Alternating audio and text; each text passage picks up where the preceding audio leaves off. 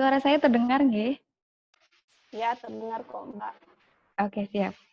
Eh, Selamat pagi saya ucapkan kepada teman-teman peserta Kozi yang sampai hari ini sudah pertemuan ke-9 ya, berarti saya ucapkan terima kasih kepada seluruh peserta yang masih bertahan dengan komitmennya, masih terus ada di sini sampai sekarang.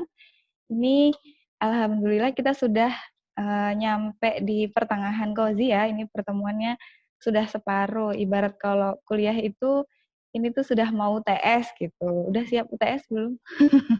Enggak ya, kita nggak ada ujian.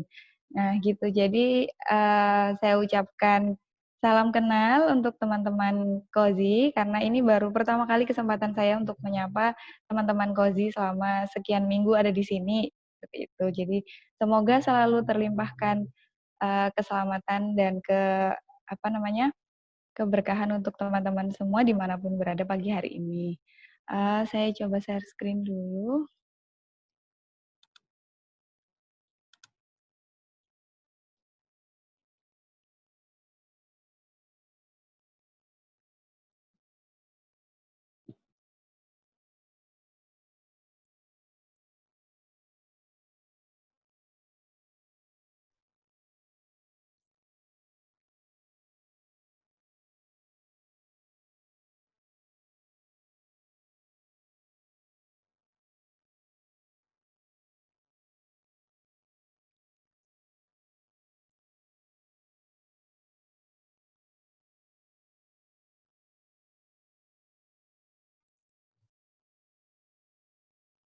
Iya, sudah masuk ya?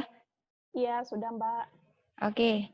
Jadi untuk yang pertemuan ke-9 ini kita akan membahas tentang interpretasi, dan ini nanti akan dibagi menjadi dua. Untuk saya bagian yang pertama, untuk bagian yang kedua adalah Mbak Tina untuk besok. Seperti itu. Ini perkenalan untuk teman-teman yang belum kenal saya ya. Saya bisa dipanggil Iza. Mbak Iza bisa, kalau di sini sih beberapa mahasiswa manggilnya Bu Iza. Saya lulus dari S1-nya dari Brawijaya, S2-nya dari UGM. Kebetulan mata kuliah yang saya ampu di semester ini itu adalah penilaian status gizi, dan ini beberapa mata kuliah yang saya ampu lainnya. Saya sekarang domisilinya di Puerto Rico ya, sama kayak Pak Teguh di Purwokerto. Terus ini nomor kontak saya kalau misalkan dibutuhkan. Oke, nah hari ini kita akan membahas tentang antropometri. Outline-nya adalah terkait pengantarnya, lalu terkait dengan parameter indeks indikator standar dan pengukuran-pengukuran terhadap kelompok usia, status gizi berdasarkan kelompok usia. Jadi kalau misalkan kita ngomongin status gizi itu kan itu sudah jadi makanan kita semua ya. Kita semua anak gizi, kita melihat tujuan kita adalah meningkatkan derajat masyarakat. Kalau secara individual kan berarti status kesehatan individu, yang kalau kita anak gizi kita akan melihatnya dari sisi gizinya, apakah asupannya sudah sesuai, apakah sudah terdapat keseimbangan, apakah terjadi sebuah gangguan atau tidak di sana gitu. Nah, kita sudah sangat mengenal bahwa metode penilaian status gizi itu ada banyak macamnya dan ABCD. Ada yang ada yang pakai statistik vital juga. Nah, metode penilaian status gizi ini sebenarnya yang paling terkenal dan hampir laku, misalkan hampir banyak banget yang pakai itu adalah antropometri. Nah, kenapa kok kita banyak melakukan penilaian status gizi dan menggunakan antropometri? Karena apapun profesi kita, kalau kita mau melakukan konseling, ataupun kita dalam mahasiswa, kita mau meneliti, atau sampai kita di praktisi, teman-teman yang praktisi pasti akan melakukan penilaian status gizi, karena ini adalah awal dari kita, awal dari apa yang kita kerjakan, dan ini memang kompetensi kita, seperti itu. Jadi, di sini saya akan berdiskusi, saya akan mengulas tentang antropometri sebagai metode penilaian untuk status gizi. Nah, sini kalau misalkan dari sumber dari luar tuh simple sebenarnya. Antropometri itu antropo manusia, metri ukuran. Jadi measurement of human body. Cuman gitu aja. Cuman kalau sumber-sumber di Indonesia dia akan terbagi lagi menjadi ada namanya pengukuran dimensi tubuh dan komposisi dasar tubuh itu. Jadi intinya antropometri dibagi menjadi dua, ada yang ukuran tubuh dan ada yang komposisi tubuh. Kalau yang ukuran tubuh itu dia mengikuti pertumbuhan linier. Jadi kalau misalkan berat badan, tinggi badan, jadi semakin panjang atau semakin lebar atau semakin berat kayak gitu tuh dia mengikuti pertumbuhan linier. Jadi dia antropometri ukuran tubuh. Contohnya ya yang biasanya kita ukur seperti berat badan, tinggi badan seperti itu. Dan kalau untuk yang komposisi tubuh biasanya yang terkait dengan jaringan, massa jaringan. Biasanya yang lemak-lemak. Ini yang lebih jarang kita gunakan sebagai tenaga gizi untuk melakukan penilaian status gizi karena biasanya kita simpel aja antropometri berat badan, tinggi badan. Sebenarnya akan banyak kalau kita melakukan pengukuran untuk dewasa karena komposisi tubuh akan banyak di dewasa, cuman itu akan lebih banyak dibahas oleh Mbak Tina besok. Itu. Nah, kenapa kok antropometri itu banyak digunakan gitu? Karena dia simpel banget udah pokoknya kalau kita mau misalkan kita tenaga gizi, terus kita disuruh misalkan ada expo, terus kita disuruh bikin buka booth gitu. Buka booth, kamu mau bikin apa gitu? Kita pasti akan bikinnya konsultasi gizi gitu. Dan konsultasi gizi pasti akan ada pengukuran status gizi yang paling simpel pasti antropometri dan itu tuh udah paling nggak minimal berat badan, tinggi badan kayak gitu. Dan dia aman, terus alat-alatnya juga secara umum dibandingkan dengan metode yang lain tuh udah ini yang paling simpel bisa kita gunakan. Gitu. Cuman memang karena dia sangat simpel, kita juga nggak bisa untuk menggunakan antropometri ini untuk penilaian status gizi yang lebih dalam, kayak gitu. Jadi cuman sekilas antropometri aja, secara badan aja, secara tubuh. Gitu. Jadi dia tidak dapat mendeteksi semisal apakah ada gangguan zat gizi tertentu di dalam dirinya, seperti itu. Nah, seperti apa sih, bagaimana data-data antropometri itu digunakan itu untuk apa? Jadi sebenarnya antropometri ini kita sebagai tenaga gizi bisa menggunakan data-data antropometri yang pertama, yang pasti untuk individual. Jadi kalau untuk individual kan memang secara personal. Jadi ada namanya nutritional assessment, ada namanya kan nutritional screening. Kalau misalkan nutrition screening itu yang bersifat cepat atau bersifat rapid. Kayak tadi misalkan kita disuruh buka booth tadi, kita disuruh diminta buat, ayo kita bikin acara gizi apa, HGN misalkan, terus kita bikin ada konsultasi gizi di sana, nanti ada pengukuran status gizinya di sana, kayak gitu. Nah, itu kan berarti kita melakukan screening, jadi kita cuma melakukan antropometri yang singkat aja yang bisa kita ukur waktu itu, entah apa, berat badan, tinggi badan, mungkin ditambahin apa, kayak gitu. Iya. Nah, terus kalau misalkan itu bisa juga kalau pemeriksaan kita nggak usah gizi lah. Misalkan kita periksa ke dokter pun itu kan juga kita melakukan berat badan tinggi badan. Bahkan biasanya berat badan tinggi badan tuh nggak pakai diukur, kita tinggal ngisi form aja beratnya berapa Mbak, tinggi badannya berapa, cuman kayak gitu aja gitu. Jadi memang saking simpelnya ini. Cuman sebenarnya kalau secara gizi, kalau kita tenaga gizi itu sebaiknya kan memang kita harus menjaga secara prinsip berat badan dan tinggi badan karena itu kan sangat krusial gitu, nggak bisa kalau kita asal nanya gitu. Tapi ya tergantung kebutuhannya, kalau memang untuk screening biasa atau tidak tidak fokus sama tujuan dari datanya itu ya mungkin, yang simpel-simpel bisa gitu. Atau kalau misalkan kita mau melakukan nutritional assessment, jadi yang yang semakin dalam, yang semakin detail gitu. Ada contohnya saya pernah lihat itu siapa artis, Vidi Aldiano, ketika beliau, pertama kali terdiagnosa kanker, beliau itu ngasih di Instagram-nya, jadi beliau itu memanggil ahli gizi, dia mau ngambil jasa ahli gizi apa ya, saya lupa.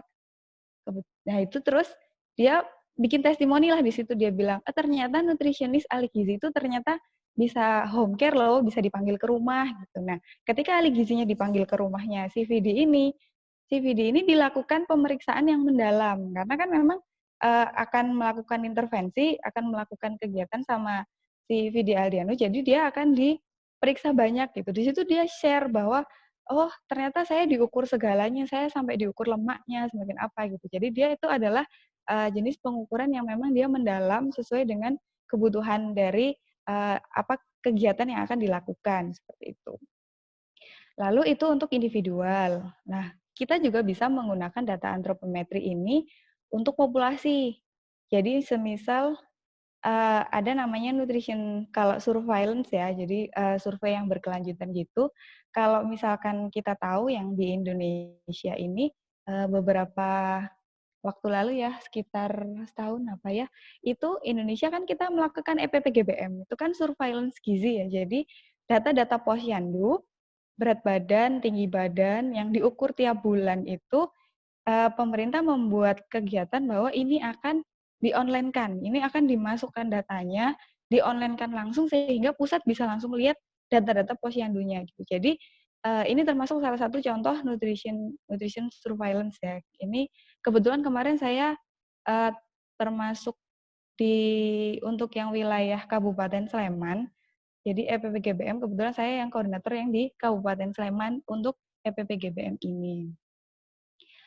Nah, terus untuk apalagi data-data antropometri yang terkait untuk populasi. Nah, setelah data-datanya misalkan contohnya data surveillance tadi dikumpulkan oleh pemerintah, maka itu akan dijadikan acuan untuk melakukan sebuah kebijakan yang pasti, strategi untuk pengembangan kan. Terus dari pemerintah misalkan, ada penelitian surveillance terhadap gizi buruk, terus dilakukanlah ada, "Oh ini dibikin apa?" Bikinlah kebijakan taburya gitu, terus bikinlah PMT biskuit gitu. Itu kan sebuah program-program yang memang diambil dari data-data populasi. Nah, kalau, eee ada juga sebenarnya data-data kayak gitu itu sebenarnya cukup krusial ya karena, eee, data-data yang diambil oleh pemerintah, kegiatan-kegiatan survei yang dilakukan pemerintah itu secara beberapa pihak itu menyayangkan, eee, ke keabsahannya. Jadi secara metodologi itu dianggap kurang dipercaya, justru akan lebih bagus yang lebih dipercaya adalah justru yang dari swasta gitu, bukan yang dari pemerintah. Karena ya itu, mungkin karena negara kita itu negara yang berkembang gitu ya, jadi masyarakatnya juga masih berkembang ya. Jadi kalau misalkan diajakin untuk maju itu juga masih mikir maju, berkembang berkembang, maju kayak gitu. Jadi memang saya pun termasuk, jadi saksi bahwa data Riskesdas itu memang ada yang istilahnya nggak beres kayak gitu. Jadi menilai, apa namanya, ketika disuruh ambil data, terus dikenalnya ya waktu itu kan saya waktu waktu lagi sering-seringnya ngenum itu terkenalnya itu data-data Riskesdas itu adalah data-data yang diisi di bawah pohon rindang gitu. Sebenarnya ini adalah fenomena yang, cukup menyedihkan ya bagi kita tenaga kesehatan karena mau nggak mau kita akan mempercayai data-data seperti ini, SDT, Riskesdas itu kan satu satu responden kan, maksudnya dia akan terus diikutin gitu. Nah, itulah maksudnya salah satu tugas kita gitu. Ketika kita bisa masuk dalam sistem-sistem seperti ini, itu kita harus benar-benar menjaga kualitas dari data-data penelitian seperti ini. Meskipun dia terkait dengan data antropometri. Jadi sesimpel misalkan waktu itu kan ada penelitian yang EPPGBM ini, input data. Terus kan kita kalau, Enum Enum yang bagian input data, itu kan waktu itu pertama kali dikenalkan EPPGPM memasukkan data ini online, itu kan sistemnya Kemenkes itu kan membayar orang untuk menginputkan datanya puskesmas untuk awal, nanti untuk selanjutnya puskesmas yang akan, istilahnya melanjutkan, tinggal tinggal ngisi-ngisi aja tiap bulannya gitu. Nah terus waktu itu kami sudah input datanya itu, cuman kan itu kita bisa input offline.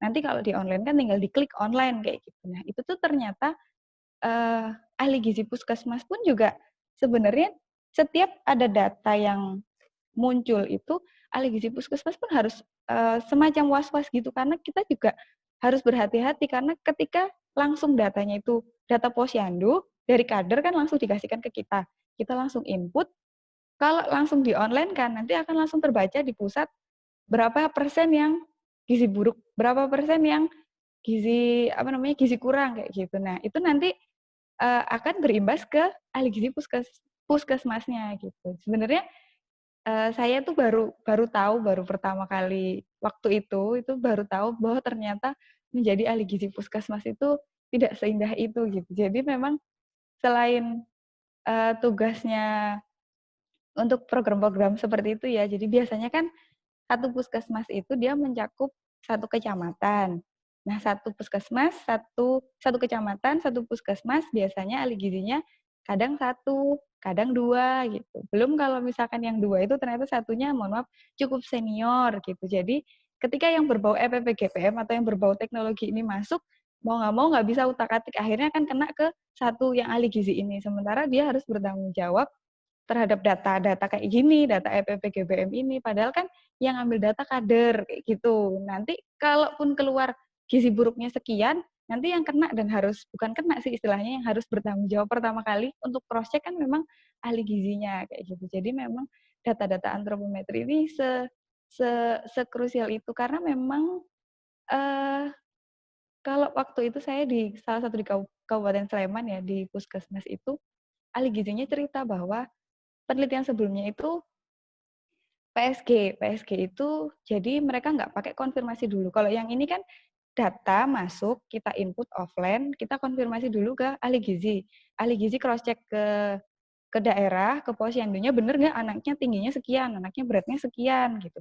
Dikonfirmasi baru nanti baru siap online gitu. Nah, yang sebelumnya itu ternyata nggak konfirmasi langsung dari anemia langsung masuk ke atas itu ternyata Sleman itu tinggi banget stuntingnya. Padahal setelah dicek itu sebenarnya nggak setinggi itu. Ini berdasarkan pemaparan dari ahli gizi yang waktu itu cerita sama kami. Karena kan kebetulan saya di Kabupaten Sleman dan teman-teman yang di Sleman itu cerita ke saya gitu. Jadi saya punya banyak ceritanya waktu itu.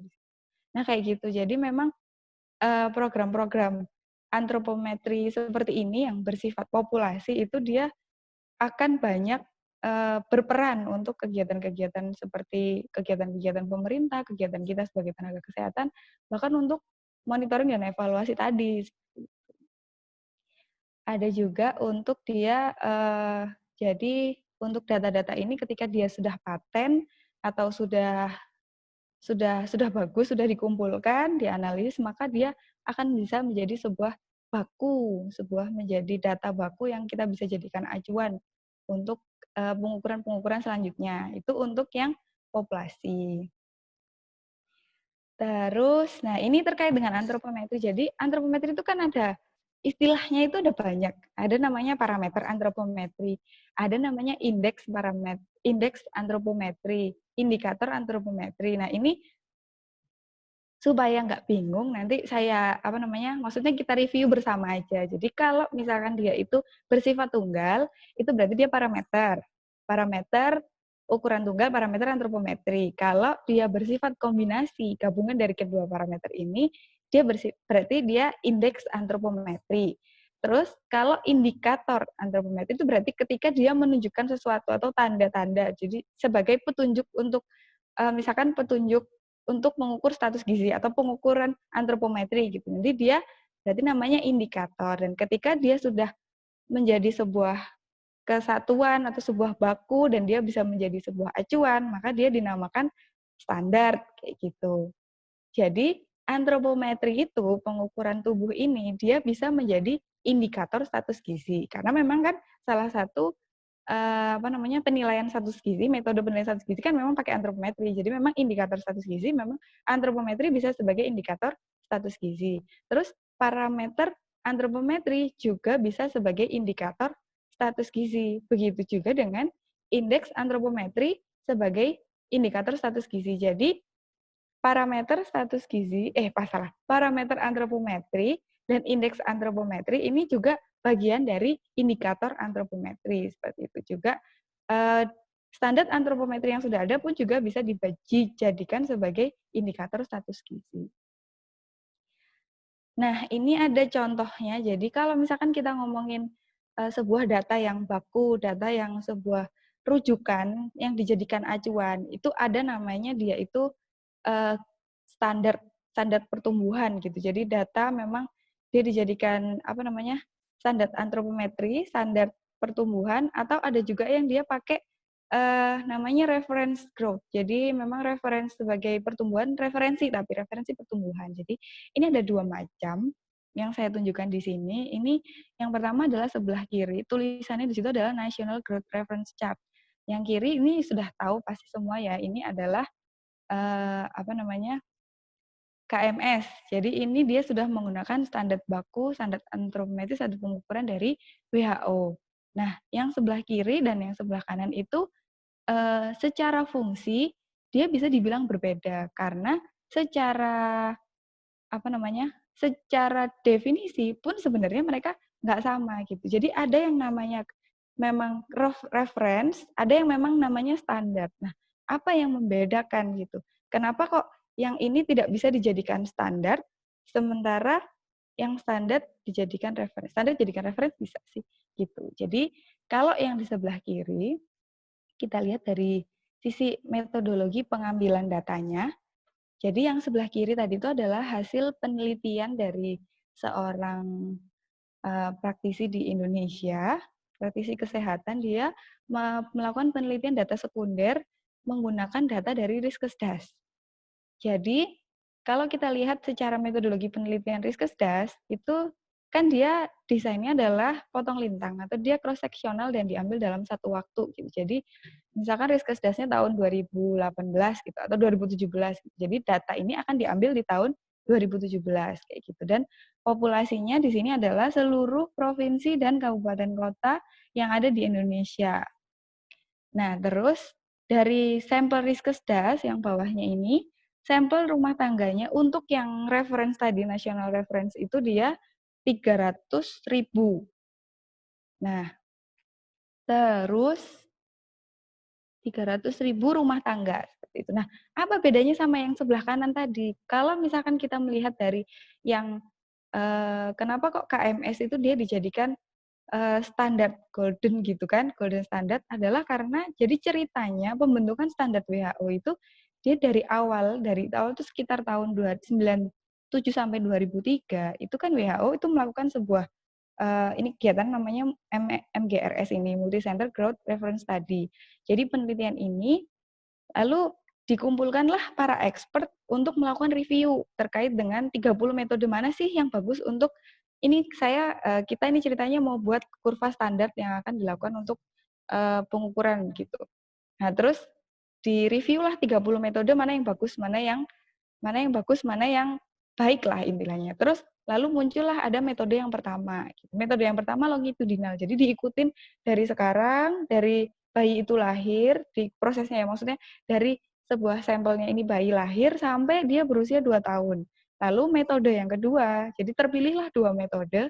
Yang pertama adalah longitudinal, yang kedua adalah cross-sectional. Jadi setelah dari bayi sampai usia 2 tahun, lalu dia akan tiba-tiba datang sekali untuk cross-sectional. Cross-sectionalnya sekitar dari usia 17 bulan sampai 71 bulan gitu. Nah, ternyata penelitian ini dilakukan di 6 negara yang dianggap di sini mewakili mewakili 6 benua. Di sini ada USA, Brazil, India, Ghana, Norwegia, dan Oman. Dan di sini ditemukan ada 8.440 anak sehat, di mana 8.440 anak sehat ini sudah hasil dari screening, hasil dari saringan selama penelitian tertemulah, maksudnya didapatkanlah 840 ini sudah hasil dari anak-anak yang dinyatakan dia memungkinkan untuk tumbuh sesuai dengan potensi. Jadi ternyata mereka ini adalah orang-orang yang anak-anak keluarga-keluarga yang memenuhi syarat untuk tumbuh sehat. Jadi seperti ibu-ibunya melakukan ASI secara eksklusif. Terus tidak ada yang merokok di keluarganya. Terus masalah-masalah status gizi yang kayak ekonomi atau apa itu semuanya dijadikan sebuah kayak saringan gitu. Jadi sehingga memunculkan sampel-sampel yang sehat, sampel-sampel dengan program-program yang sehat kayak gitu. Sehingga ketika datanya terkumpul, menemukanlah kurva standar ini dan menemukan ternyata bahwa ini itu dapat mewakili pertumbuhan anak-anak yang ada di dunia, meskipun dia berasal dari manapun, ternyata kalau seluruh anak di dunia ini memiliki faktor lingkungan yang sama, misalkan ibunya ASI semua, sehat, higien sanitasinya bersih semuanya, tidak ada yang rokok, tidak ada yang sakit, tidak ada gangguan ini, gangguan itu, sebenarnya semua anak dengan genetik apapun tuh pertumbuhannya itu bisa gitu. Maksudnya pertumbuhannya itu bisa sama gitu.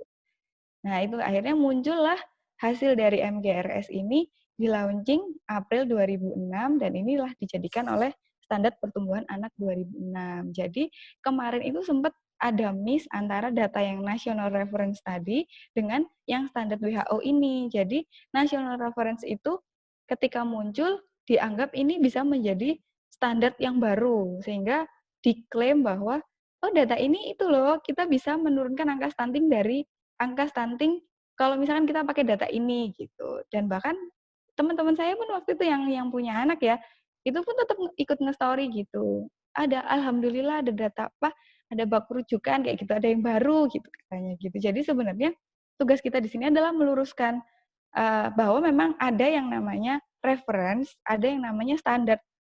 Ada namanya standar pertumbuhan dan ada yang namanya pertumbuhan itu dia bersifat referensi, dan yang national reference tadi itu dia bersifat nasional, dia hanya di Indonesia. Jadi ketika sampelnya ini adalah anak-anak Indonesia yang tidak dicek, apa namanya, tidak di-screening dari berbagai faktor dan tiba-tiba langsung diambil, itu bisa membuat, apa namanya, istilahnya garis tengah sehatnya itu dia bisa geser. Itulah kenapa misalkan, ini adalah kurva normal, terus garis tengahnya. Nah, ketika diambillah sampelnya itu adalah anak-anak Indonesia yang, ternyata di Indonesia itu stuntingnya cukup tinggi, maka yang akan dijadikan standar itu juga beda gitu. Maka itu kan kenapa kok kemarin itu, kalau misalkan menggunakan ini angka stuntingnya bisa turun seperti itu. Jadi tugas kita sebagai tenaga gizi adalah, meluruskan untuk ini gitu. Jadi yang dipakai untuk baku standar pertumbuhan untuk anak di dunia adalah ini, dan yang satunya adalah untuk bersifat referensi nasional. Seperti itu. Jadi untuk standar pertumbuhan anak dari WHO 2006 itu memunculkan bahwa untuk mengukur status gizi anak usia 0 sampai 60 bulan itu menggunakan indeks antropometri BB terhadap umur, tinggi badan terhadap umur, tinggi badan terhadap TB, IMT terhadap umur, ada yang menggunakan lingkar kepala dan lingkar lengan. Jadi untuk yang paling terbaru ya, ada peraturan PMK itu tentang standar antropometri anak. Jadi untuk yang digunakan sebagai uh, sebagai indeks yang dipakai ya, ini dia pakainya parameter. Indeks yang dipakai itu ada indeks berat badan BB per U, PB atau TB per U, berat badan per panjang badan atau berat badan per tinggi badan, atau IMT per U. Jadi ini baru yang mulai tahun yang revisi 2020, jadi ditambahkanlah indeks massa tubuh menurut umur. Seingat saya juga waktu saya masih S1 juga masih 3. Nah gitu. Nah, ini tadi yang kurva ya, jadi kita mengenal Z-score dulu. Jadi Z-score inilah yang diagung-agungkan, bukan, dijadikan acuan secara statistik untuk menentukan data. Jadi simpelnya adalah perhitungan Z-score itu untuk melihat seberapa jauh posisi seseorang dengan garis normal, dengan intinya gitu. Intinya garis-garis ketika anak-anak yang tadi ya, yang dari standar WHO tadi, anak-anak sehat itu dengan garis normalnya seberapa jauh sih kita sama mereka gitu. Itu sebenarnya intinya perhitungan menggunakan Z-score itu seperti itu, dan seberapa jauh sih tingkat keparahannya kayak gitu. Kalau secara rumus seperti ini, yang diukur, dikurangi mediannya, dibagi standar deviasi seperti itu. Ini ada contoh pengukurannya. Cuman simpelnya adalah kalau kita melihat kurva ini secara umum sebenarnya di mana-mana itu sama. Jadi kayak kalau kita ngomongin manajemen sumber daya manusia itu loh. Jadi memang selalu akan ada kurva dan akan selalu ada 5-10% yang paling ekstrim gitu, di sebelah kanan dan sebelah kiri gitu, dan yang merah atau yang kuning seperti itu. Dan kita antropometri ini untuk Z-score ini untuk melihat kita tuh berada di titik yang mana sih gitu. Kan ini ada yang Z-score yang normal tuh biasanya di antara -2 plus 2, tapi ternyata kalau misalkan dilihat dari klasifikasi status gizi pun itu tidak paten antara -2 sama +2. Nah, kalau misalkan kita sebagai tenaga gizi misalkan lihat anak Z-score-nya berapa sih gitu. Kalau kita pakai ngurus pakai ngitung dulu rumus, cari dulu mediannya, itu kadang kita akan sulit. Nah, kalau sekarang itu kalau anak-anak bahkan mahasiswa pun udah langsung pakai WHO Antro ya. Jadi itu sudah bisa diakses di HP pun gitu, kita udah tinggal masukin BBTB apa usia gitu, langsung keluarlah Z-score-nya berapa. Jadi dari situ kita bisa langsung tahu kita mau lihat status gizinya apa, nanti dia akan muncul di situ. Terus ini untuk pengukuran pengukuran antropometri dan indeksnya pada bayi sampai usia 5 tahun. Jadi ada kondisi-kondisi status gizi ya di sini disebut nutritional condition yang mana berdasarkan indeks atau berdasarkan parameter antropometrinya itu dia bisa memiliki kasus-kasus tertentu gitu. Jadi misalkan kalau berdasarkan parameter berat badan ketika lahir, maka dia bisa ada kondisi muncul dia berat badan kurang gitu, low birth weight kayak gitu. Jadi kalau misalkan secara pengukuran kan bayi baru lahir, kita harus melihat, oh dia maksudnya berat badan kurang apa enggak gitu. Kita akan melakukan pengukuran apakah dia beratnya lebih dari 2,5 kilo atau lebih banyak gitu. Biasanya memang kalau bayi kan berat badan lahir rendah itu memang yang beresiko yang di bawah 2.500 gram ya. Nah, untuk cara pengukurannya pasti sudah semua ini adalah seperti ini gambarnya kurang lebih kalau ini yang infantometer ya memang yang sudah digital yang sudah bagus. Jadi memang yang paling ideal adalah subjek itu ditimbang dalam keadaan telanjang terus atau pakaian yang seminimal mungkin. Jadi tugas kita di sini sebagai tenaga gizi memang kita harus menekankan secara prinsip pengukuran-pengukuran ini tuh terjadi. Jadi karena memang titik awalnya misalkan kita melakukan pengukuran gitu, kalau dari kita sendiri nggak menjaga secara ideal prinsip pengukurannya itu juga nanti ngefek ke berat badannya gitu. Biasanya akan lebih bagus pengukuran-pengukuran itu dilakukan 2 orang karena biar satunya pencatat. Kadang pun semisal kalau nggak kooperatif kadang harus ditimbang sama ibunya ditimbang dewasa. Tapi kalau masih bayi biasanya masih bisa kooperatif. Ini mungkin udah bayi yang bisa bergerak-gerak. Kalau yang ditimbangan dewasa seperti itu. Terus kita juga bisa melihat parameter antropometri berat badan pada bayi yang lebih dari 2 tahun. Kalau lebih 2 tahun biasanya udah bisa pakai timbangan biasa. Kalau yang penting udah mau, subjek sudah bisa berdiri juga, jadi dia berdiri dengan tegak, yang penting dia kita bisa meyakinkan bahwa bajunya minimalis, dia berdiri tegak, dia tidak bersandar, jadi beratnya itu dia stabil di dia seperti itu. Dan sebenarnya kan penimbangan yang paling paling bagus tuh kan memang ketika belum makan dan sudah buang air kecil seperti itu. Gitu.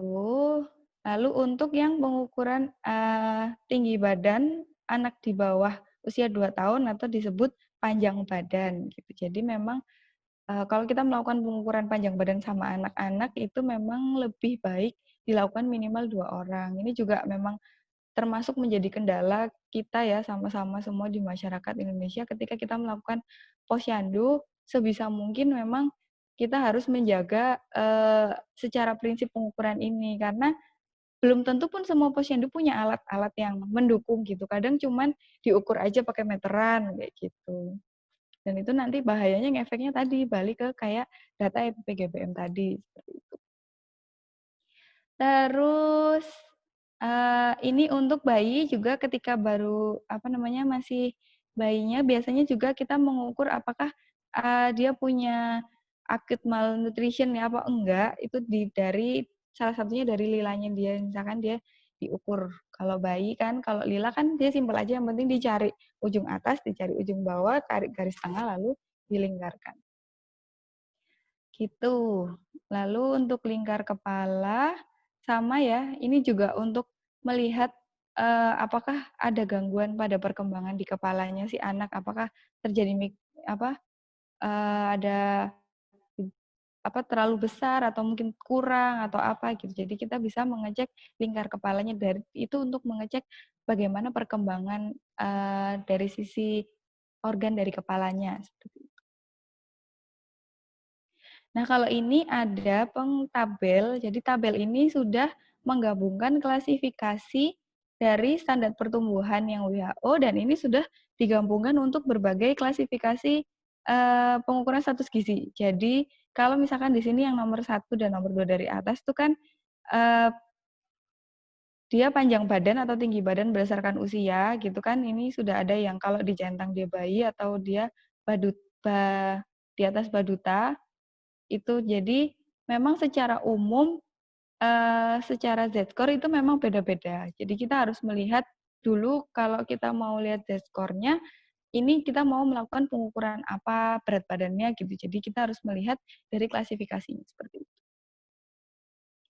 Ini untuk jenis gabungannya dan ini untuk yang versi bahasa Indonesianya yang dibikin apa namanya lebih satu klasifikasi saja satu tabel. Jadi kalau kita lihat itu indeks antropometri BB per U memang dia salah satunya untuk melihat apakah berat badan anak ini dia termasuk yang underweight atau yang severely underweight. Nah, terus ketika muncul Z-score-nya itu dia di atas 1, di sini kan dia di atas normal, dia ternyata masuk dari risiko berat badan lebih. Tapi anak dengan yang berat badan seperti ini ketika dia masuk di atas 1 ini nggak bisa langsung dikategorikan dia punya berat badan lebih. Jadi harus dengan konfirmasi dengan indeks antropometri yang lain, entah itu dengan BB per TB atau IMT per U. Jadi kita sudah tidak bisa langsung menentukan klasifikasi anak gizi ini dia status gizinya itu seperti apa gitu. Dengan satu indeks saja gitu. Ini untuk yang panjang badan dan tinggi badan menurut usia. Jadi ini kan memang sebenarnya kalau melihat apakah dia itu kependekan, maksudnya kurang tinggi. Maksudnya apakah dia pendek atau dia sangat pendek. Nah, ketika ternyata dia itu lebih dari normal, di sini kan di atas kan dia di atas 2 Z-score-nya. Ini dia dikatakan di sini masuk sangat tinggi, tapi kita juga harus melihat ada kemungkinan biasanya mungkin ada gangguan endokrin. Jadi tetap kita harus waspada juga dan memang kalau terjadi munculnya gangguan pada anak, misalkan ketinggiannya memang sangat nggak normal, ya kita harus melakukan kolaborasi dengan merujuk ke dokter spesialis. Lalu ini untuk yang berat badan terhadap panjang badan atau berat badan terhadap tinggi badan. Memang ini untuk melihat adanya risiko ya. Jadi sebenarnya dia tuh berat badannya termasuk secara berat badan ini dia yang mana sih yang berisiko gitu. Jadi dengan berat badan itu berarti dia istilahnya zona kuning gitu. Ini untuk yang IMT per U bisa juga meskipun di sini kan ada merah-merah di bawah ya. Oh, kursornya nggak kelihatan. Jadi ada gizi kurang dan gizi buruk di yang pojok kanan bawah itu yang warna merah. Jadi meskipun di situ interpretasinya menuliskan bahwa gizi buruk dan gizi kurang, kita nggak bisa menentukan bahwa dia itu gizi buruk itu berdasarkan cuman IMT per U-nya saja gitu. Jadi kita memang harus mengecek secara diagnosanya dari indeks yang lain gitu. Entah itu BB per TB atau BB per PB. Gitu. Lalu sebenarnya daripada kita masukin ke mengecek pakai sebenarnya bisa pakai kurva yang di WHO, di KMS atau kita kadang juga bisa langsung pakai ini adalah salah satu contoh tabel referensinya ya. Ini sudah dibuatkan. Kalau ini yang dari sumbernya dari Fanta, jadi dia langsung menggabungkan ini dia dimodifikasi dari punyanya WHO langsung menggabungkan sehingga tinggal langsung dilihat, oh dia masuk usianya ini berdasarkan panjang badan untuk usia yang balita atau misalkan di sini masuknya yang bayi ya, dengan panjang badan sekian tuh dia langsung masuk klasifikasi apa gitu. Ini justru akan lebih simpel gitu ketika kita langsung masukkan ke tabel seperti ini. Eee, ini yang untuk yang duta ke atas ya, yang untuk 3 tahun sampai 5 tahun. Nah, lalu untuk yang anak-anak di atas balita, jadi umur 5 tahun ke atas sampai umur 19 ya, berarti masuk remaja dan anak usia sekolah, itu juga ditemukan akan beresiko terjadi sebuah kesalahan. Maksudnya malnutrition-nya itu adalah dia stunting stunting juga bisa, underweight juga dimasukkan di situ. Lalu berdasarkan dari BMI for age-nya juga, lalu kita juga masih bisa melihat dari sisi lilanya, karena kalau lila ini kan paling nggak sampai usia usia usia segini ya untuk yang perempuan. Terus oh ini ada yang edema, tapi ini kalau harus dikaitkan dengan penelitian klinis ya, maksudnya pemeriksaan klinis, fisik klinis. Lalu untuk yang klasifikasi dari reference-nya, dari pertumbuhannya, growth-nya ini, sama seperti yang tadi untuk pengklasifikasiannya, jadi memang, eee, kita bisa menentukannya dari sini. Jadi apakah dia masuk Z-score-nya yang termasuk yang dia di tengah-tengah, atau dia yang di ujung kiri, atau yang di ujung kanan. Apakah dia masuk yang moderate atau yang severe. Gitu. Untuk pengukuran lila pada anak memang masih beberapa lagi dilakukan, cuman ini kalau yang klasifikasi severe sendiri, moderate sendiri dengan, 5 sampai 9 tahun untuk anak usia sekolah sendiri dan anak remaja juga disendirikan. Untuk pengukuran lila kurang lebih sama ya, intinya pokoknya dicari atasnya, dicari bawahnya, lalu dicari di tengah, terus diputar. Gitu. Lalu ada juga, kita juga bisa melihat,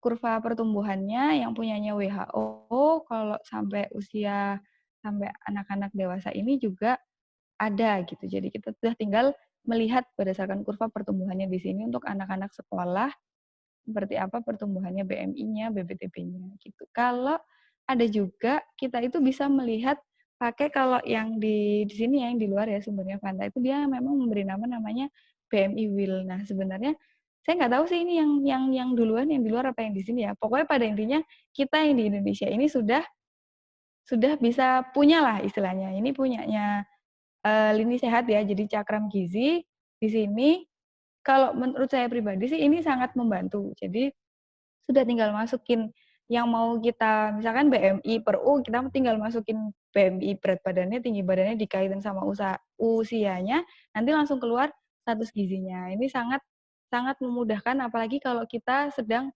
konsultasi gizi. Jadi tadi yang kayak kita lagi buka booth atau apa gitu, daripada kita ngukur-ngukur atau nyari-nyari tabel, kadang kita pakai cakram gizi tinggal diputar, nanti langsung keluar. Oh, anaknya kayak gini, Bu, anaknya kayak gini gitu seperti itu.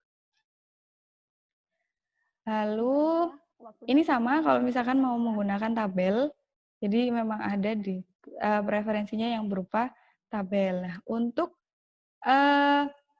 pengukuran antropometri untuk usia yang wanita hamil dan wanita melahirkan, wanita postpartum.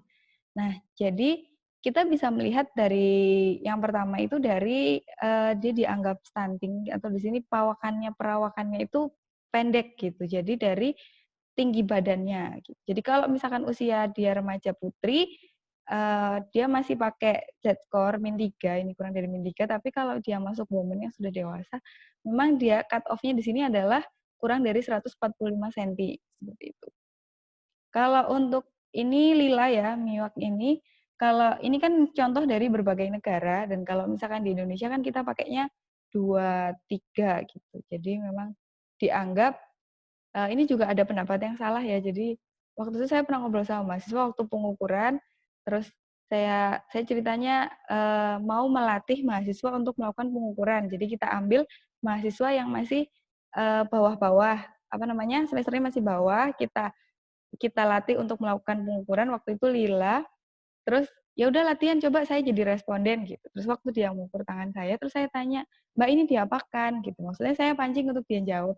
Ternyata dia tuh bilang gini, "Ini untuk ngukur sudah siap atau belum untuk hamil," gitu. Lah memang berapa gitu? 2, 3. Kalau misalkan lebih dari 2, 3 atau 2, 2,5 gitu, berarti nggak boleh hamil gitu. Nah itu tuh pendapat yang harus diluruskan ya. Jadi memang uh, lila itu kan memang dia lingkar lengan atas ini dianggap dapat mewakili lemak yang ada di seluruh tubuh. Jadi ketika dengan ukuran lingkar lemak tertentu misalkan 2, 3,5 tadi ini, 2, 3,5 sudah mencapai 2, 3,5 itu dianggap lemaknya itu cukup untuk hamil gitu. Jadi bukan berarti kalau di bawah 2, 3,5 berarti nggak bisa hamil seperti itu.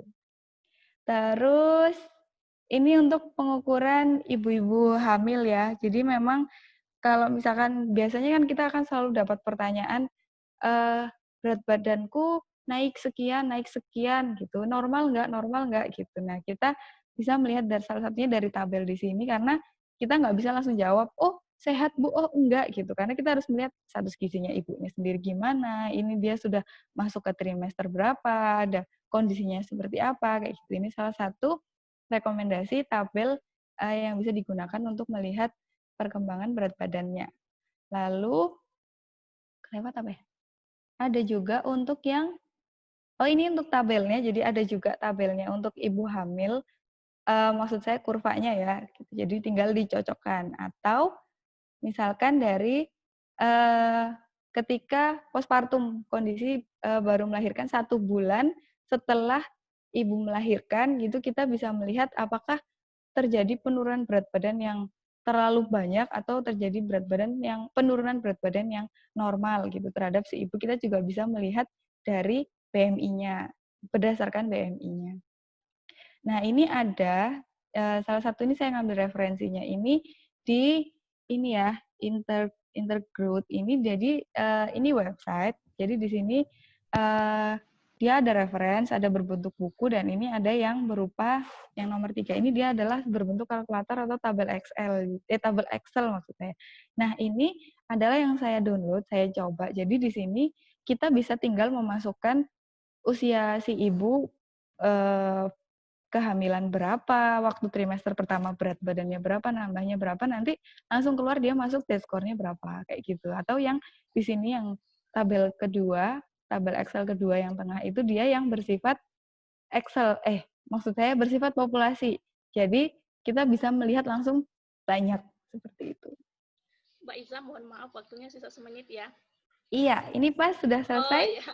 Iya. Terima kasih. Iya. Terima kasih Mbak Iza atas Iya. materi. Wah, sangat keren ya Mbak. Ya. Ini